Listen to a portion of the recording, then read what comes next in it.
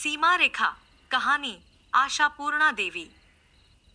सभी हारकर लौट गए थे। आखिरकार सतीनाथ खुद तिमंजिले पर आए। तीव्र स्वरों में बोले, बेहूदगी की भी एक सीमा होती है, छवि रहनी चाहिए। लेकिन एन शादी के मौके पर मेहमानों से जब घर खचाखच भरा हुआ है, जैसी बेहूदगी तुमने की, उसकी कोई सीमा नहीं है। मेरी इज्जत इतने सारे रिश्तेदारों के सामने मिट्टी में मिला दी, अपनी भी कोई कम हंसी नहीं उड़वाई है तुमने। अब दया करके चलो। तिमंजिले की छत पर कमरा बनाने की इजाजत नहीं थी, फिर भी छवि के लिए यहाँ टाइल्स लगवाकर कमरा बनवाया गया था। छवि के इस टाइल्स लगे कमरे में बत्ती नहीं जल रही थी, फिर भी नीच पंडाल में लगी अनगिनत बत्तियों की आड़ी तिरछी रोशनी न जाने कैसे आकर दरवाजे के सामने वाले हिस्से को रोशन कर रही थी। उसी दरवाजे के एक किनारे हाथ रखे खड़ी थी छवि।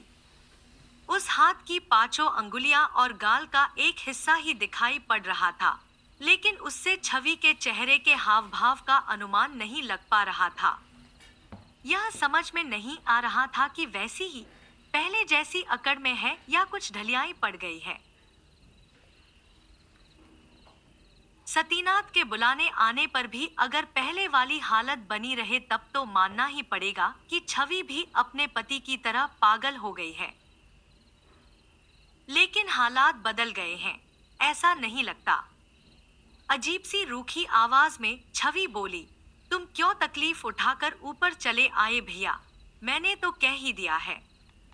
हाँ, जानता हूँ। सतीनाथ अपनी खीज और नाराजगी को फेंट कर बोले, मुझे पता है, एक एक करके घर का हर कोड आकर तुम्हारी खुशामद कर गया है और तुमने सबको खदेड़ दिया है, यह कहकर कि नहीं खाऊंगी, नीचे नहीं जाऊंगी। सुना, तुम्हारी भाभी ने हाथ तक जोड़े हैं तुम्हारे आगे, इस पर भी तुम्हारा। छवि का चेहरा अभी भी नहीं दिखाई पड़ रहा है। छवि अगर कमरे से थोड़ा बाहर निकल आती तो शायद उसका चेहरा दिख पड़ता, लेकिन छवि बाहर नहीं निकल रही है। लगता है किसी ने सीता की तरह लक्ष्मण रेखा खींचकर उसी में रहने को कह दिया है, जैसे कि अगर उस रेखा को लांघेगी तो रावण पकड़ लेगा। लेकिन दरवाजा बंद करके छवि बिस्तर पर लेट जाए, यह मौका ही नहीं मिल पा रहा था। शाम से ही एक के बाद एक आदमी चला आ रहा था छवि को बुलाने।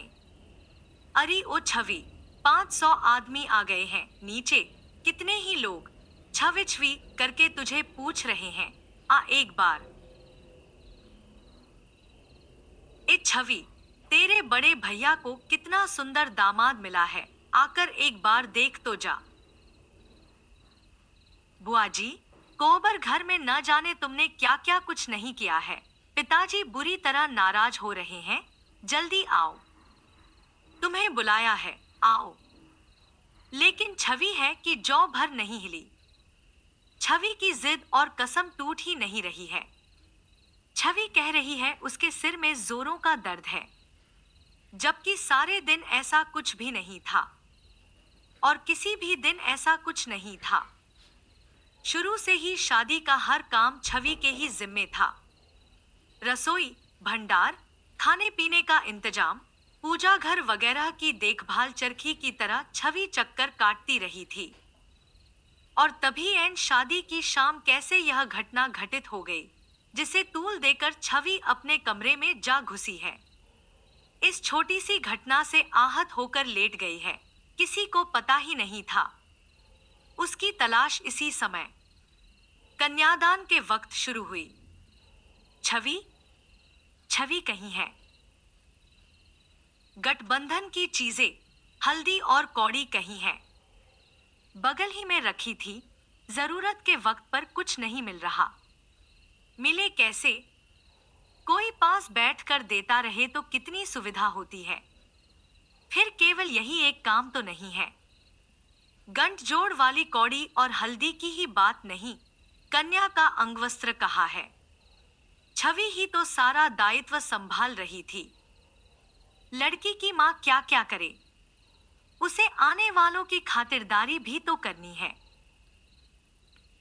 लेकिन सब कुछ जानते हुए सबसे चरम समय पर ही गायब हो गई। छह छह इस वक्त गई है डांट खाए पति के साथ दिल्लगी करने। और क्या, लेकिन इसके लिए यही वक्त था।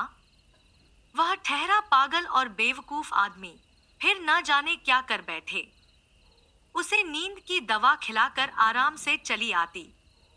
बाबा, शादी हो जाए, वरवधू कोहबर घर में जले जाए, तब न हो थाल सजाकर खाना, तिमंजले पर ले जाना और पतिदेव को छेड़ छेड़ कर खिलाना।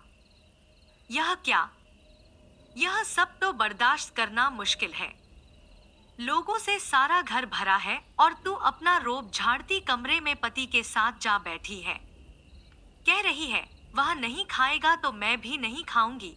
छह छह बड़े भैया को इतना बढ़िया दामाद मिला, सबके सब कितने खुश हो रहे हैं, और तूने देखा तक नहीं। सोहागनों के नेगाचार के समय तक उतर कर नहीं आई, यहाँ तक कि अब न खाने की धमकी दे रही है।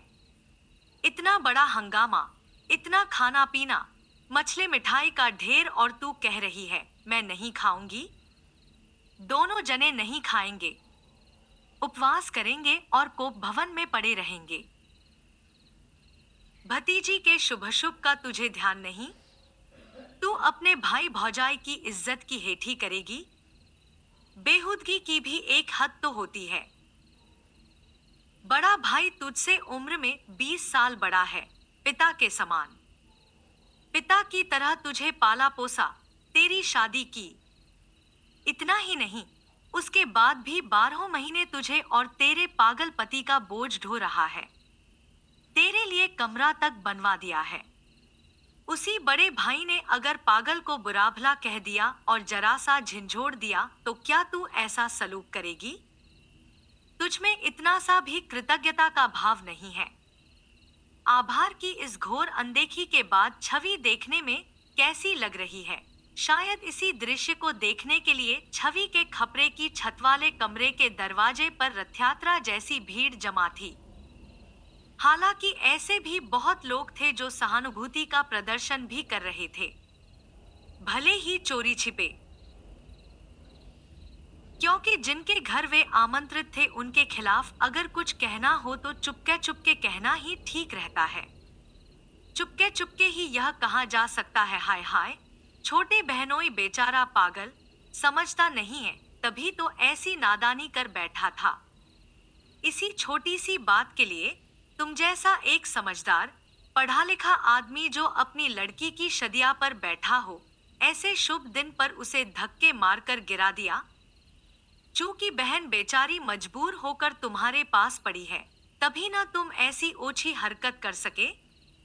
कोई पैसे वाली भाग्यवती बहन होती तो कर सकते, लेकिन यही लोग नीचे पहुंचते ही कुछ और ही कहने लगते, गुस्से से आग बबूला हो जाते। भला होंगे क्यों नहीं? ये सब क्या ईसा मसीह हैं? चैतन्य महाप्रभु हैं जो उन्हें गुस्सा नहीं आएगा? तनी सहानुभूति दिखाने पर भी अगर छवि यही कहती रहे, यह सब बातें मुझे अच्छी नहीं लगे रही हैं, आप लोग नीचे जाइए। सब शायद ईसा मसीह और चैतन्य को भी गुस्सा आ जाता, परंतु ये सारी बातें तो शाम की ही हैं। रात को देर रात गए, जब बाहर से आने वाले लोग बाग विदा हो चुके और सिर्फ घरवाले ही खाने को बाकी थे, जब सतीनाथ दामाद के रूप और गुण पर रीझे हुए थे और अपनी हैसियत पर फूले नहीं समा रहे थे, तब सहसा पूछ बैठे, क्षितीश ने कुछ खाया है? और शायद तभी याद आया कि कैसे एक बदतमीज की तरह एक चीथड़े में ढेर सारी पूड़ी, मिठाई, कबाब, फ्राई वगैरह लेकर सभा के बीच में क्षितीश पांव फैलाकर खाने बैठ गया था। यह देखकर एक जोरदार डांट लगाकर गर्दन पकड़कर वहां से खदेड़ दिया था। काम गलत किया था। सतीनाथ इस बात से इनकार नहीं करते, लेकिन उनका शरीर भी तो हाड़मास से बने आम इंसान का ही है। उसी घड़ी वर और बाराती आकर सभा मंडप में बैठे ही थे। कन्यादान करने के लिए सतीनाथ खुद भूखे प्यासे बैठे हुए थे। अधीर उतावले और चंचल बिल्कुल ऐसे ही उत्तेजनापूर्ण संगीन मुहूर्त में ऐसा घिनौना और बेहुदा दृश्य देखकर कौन गुस्सा रोक सकता है। सतीनाथ भी सहन न कर सके थे, लेकिन इस बात से वह पागल अपने आप को बुरी तरह अपमानित महसूस करेगा यह नहीं सोचा था उन्होंने। ज्यादा से ज्यादा हलवाई के पास जा बैठेगा, उन्होंने यही सोचा था। सही बात का पता उन्हें तब चला जब देखा कि छवि अनुपस्थित है। छवि के बिना सिर्फ उन्हें ही असुविधा का सामना नहीं करना पड़ रहा, सारे घर में तरह तरह की बेतरतीबी दिखाई दी थी। चारों ओर से छवि छवि पुकार शुरू हो गई थी। और उसी समय बड़ी साली ने कन्यादान सभा मंडप के बीच सारी बात का खुलासा करते हुए कहा, पता नहीं भाई, सुन रही हूँ तुमने अपने बहनोई को भला बुरा कहा है, गर्दन पकड़कर धकेला है, इसीलिए तुम्हारी बहन दुखी होकर पति के साथ बंद कमरे में बैठी है, तब से नीचे उतरी तक नहीं है। पता चला बहनोई जी ने हलवाई से पत्तल भर खाना इकट्ठा किया था और वह सब भी आंगन, बरामदे, सहन और सीढ़ियों पर बिखरा दिया था। गुस्से के मारे सब कुछ फेंक फांक कर फैला दिया था। माना कि वह पागल है, पर तुम्हारी बहन तो पागल नहीं है न? दलीलों से भरा ऐसा सवाल सुनकर सतीनाथ भी गुस्से से पागल हो गए थे। चूंकि वह वैवाहिक क्रिया संपन्न करवाने बैठे थे, इसीलिए तुरंत कोई पहल नहीं कर सके थे। लेकिन इस समय उनके मन में प्रसन्नता से हृदय के तार बज रहे हैं। 10 घड़ी यह पूछा जा सकता है, क्षितीश ने खाना खाया? ऐसी कोई बात कानों में नहीं पड़ी जो उन्हें अच्छी लगती। सुनाशाम से ही कुछ नहीं तो भी 50 लोग होंगे जिन्होंने जा जाकर छवि की खुशामद की है। आकर शादी देख ले, लोगों के पास आकर बैठ, पांत में बैठकर खाना ही खा ले। लेकिन वह पत्थर की तरह बैठी है, टसमस नहीं हो रही, उसे नीचे उतारा नहीं जा सका है। इस बदतमीजी की पूरी कहानी दोबारा पत्नी से सुनी। इसके बाद भी मन में प्रसन्नता और विहलता के तार झंकृत होते रहेंगे, ऐसी आशा नहीं की जा सकती। वह तेजी से तिमंजले पर जा पहुंचे और बोले, अरे मैं तेरे आगे हाथ जोड़ रहा हूं, चलकर हमार साथ खाना तो खा ले। क्या छवि की आवाज कप रही थी या कि सतीनाथ का वहम था? शायद वहम ही था। छवि तो बड़े स्पष्ट स्वर में कह रही है, ऐसी बातें क्यों कर रहे हो बड़े भैया? मैं तो कह चुकी हूं कि भोज खाने की हैसियत मुझ में है नहीं, मुझसे खाया नहीं जा सकेगा। सिर में बड़ा दर्द हो रहा है। सतीनाथ को याद आया, एक पोटली में बंधा खाना, साथ ही वही दृश्य, कितना बीभत्स। और इसी के साथ ही कि भले ही पागल हो या जानवर है तो पति ही। भीख स्वर में बोले, अच्छा ठीक है, खा सको या न खा सको, एक बार साथ बैठ तो जाना। मैं क्षितीश का खाना ऊपर भिजवा रहा हूं, उसे खिलाकर तू नीचे चली आ। उसी तरह से पत्थर की मूरत सी बनी छवि बोली, वह तो खाना नहीं खाएंगे बड़े भैया। फिर उनके धीरज का बांध टूट चला और ऐसा होना कुछ आश्चर्य की बात भी नहीं थी। सतीनाथ नीचे उतर आए। उन्होंने बड़े रूखे ढंग से इतना ही कहा, जिसके मन में चोर हो वही ऐसा कर सकता है। तभी ऊपर अमल आ गया। उसने आखिरी पांत को खिलाने पिलाने का जिम्मा लिया है और इधर एक साधारण सी लड़की की धनुष भंग वाली जिद के कारण घड़ी की छोटी सुई 12 से 1 पर आ गई है। वह इन लोगों का नाते रिश्तेदार कुछ भी नहीं है, पड़ोसी भर है।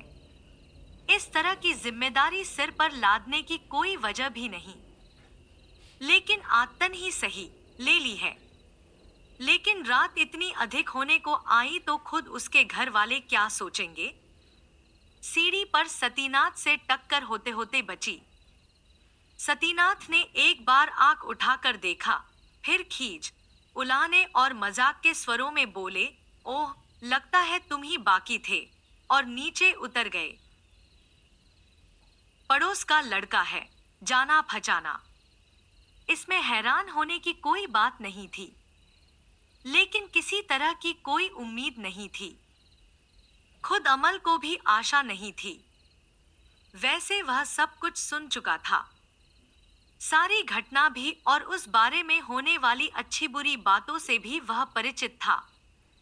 इसीलिए अमल को अपने पर भरोसा नहीं था। फिर भी उसे कौतूहल हो रहा था कि एक बार कोशिश कर देखे तो सही कि इतनी जिद पर उतारू छवि देखने में केक लगती है। इसीलिए अमल अपने आप को रोक ना पाया था। छवि कमरे का दरवाजा बंद करने जा रही थी, यह सोचकर कि अब शायद आराम से लेटा जा सकेगा। अमल को देखकर हाथ रुक गए।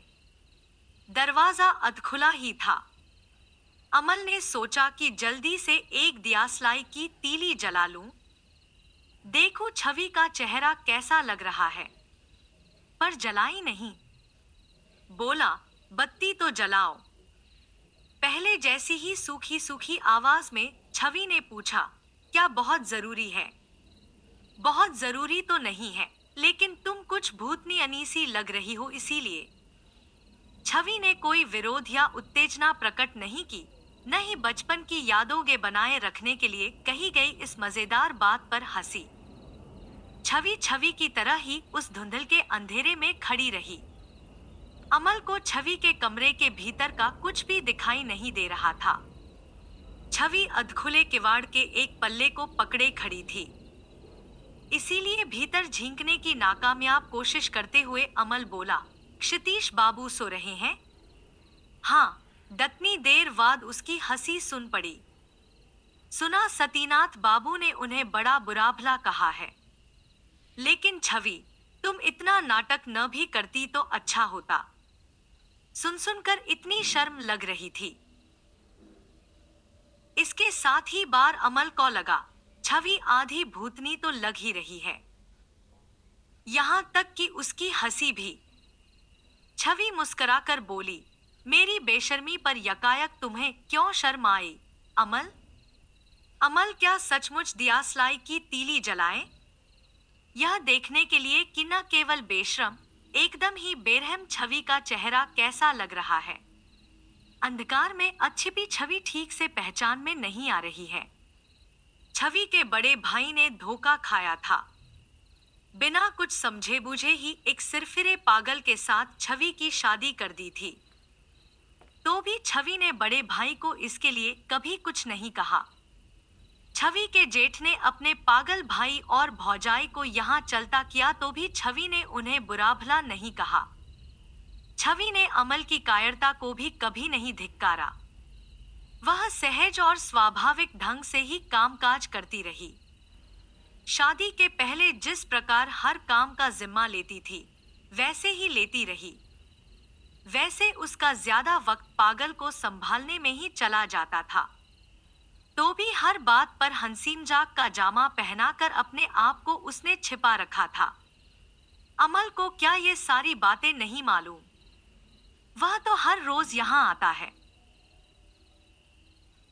क्षितीश को बहुत देर तक न देखने पर वह बेचैन हो जाया करती थी, पर अपनी पीड़ा को मुस्कान में तब्दील कर बातें करते करते सहसा उठ जाती। लो, बड़ी देर से मुझे मेरे बबुआ नहीं दिखाई दिए।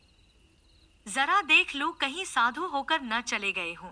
कभी कहा करती, कितना बज रहा है? अरे, यह तो काफी देर हो गई है। देखो कहीं महाप्रभु खुद ही रसोई में घुसकर खाना साफ न कर रहे हों। कभी कहती, लो देखो, अपना चेहरा छिपाकर के दया में कहीं चल दिए। हम लोग बातें कर रहे हैं, यह उन्हें बर्दाश्त नहीं। मैं चली बाबा, वरना भोले बाबा रुद्र बनकर समाधि पर बैठ जाएंगे। पागल के पागलपन पर कोड़ अगर हंसीमजाक करता या नाराज ही होता तो छवि को किसी ने दुहखी या गुस्सा करते नहीं देखा है। उन्हीं के सुर में सुर मिलाकर हंसती हुई कहती थी, कहो भाई, तुम सब मिलकर कहो जरा, मेरा भी बोझ कुछ कम हो जाए। जीजा जी कहकर खातिर करने से कहीं बेहतर होगा पिटाई लगाना। ये सारी बातें वह हंस कर ही कहती थी। फिर आज पति का आखिर ऐसा अपमान क्या हो गया कि चेहरा ही बदल गया? तब तो सतीनाथ की पत्नी का कहना ही ठीक है। मानना पड़ेगा कि मारे जलन के और जरा सा मौका पाते ही छवि ऐसे नखरे कर रही है। बड़े भाई की लड़की की इतनी धूमधाम से शादी हुई, इतना सुंदर दूल्हा मिला, यह देख देख कर ईर्ष्या से छाती फट रही है। छवि के बारे में ऐसी बातें सोचना भी गुनाह है। यह तो छवि ही है जो यह सब कहने सोचने के लिए सामान मुहैया कर रही है। जलन नहीं तो और क्या है? वरना छवि में ऐसी पतिभक्ति इससे पहले किसने देखी थी? उसकी भाभी तो यहीं तक कहा करती थी, छवि का पति पागल है। इस बात का दुहक कम से कम छवि को देखकर तो नहीं लगता। कैसा पत्थर का कलेजा है, बाप रे!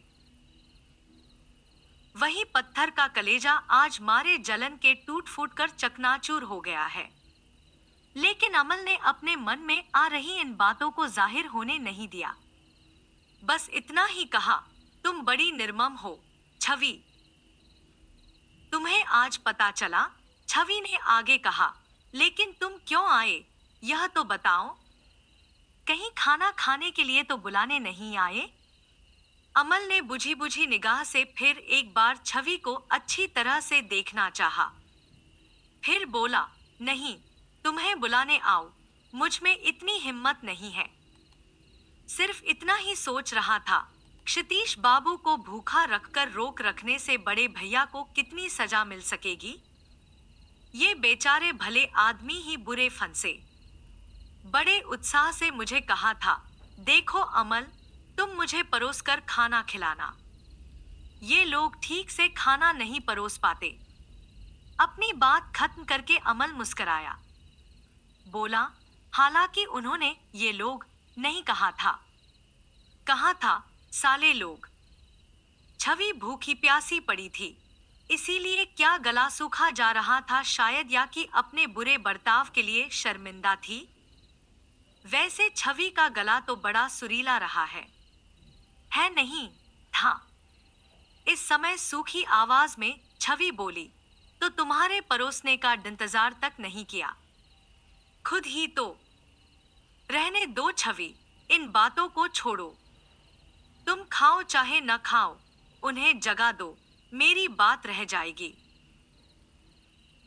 छवि ने अपने बचपन की यादों की मर्यादा को मिट्टी में मिलाते हुए बड़े रूखे ढंग से कहा, वह नहीं खाएंगे। छवि, सचमुच ही तुम हद से ज्यादा आगे बढ़ रही हो। हर बात की एक हद होती है। आज नाराज हो इसीलिए उन्हें खाने नहीं दोगी, लेकिन कल तो देना पड़ेगा। सब। छवि हंस पड़ी।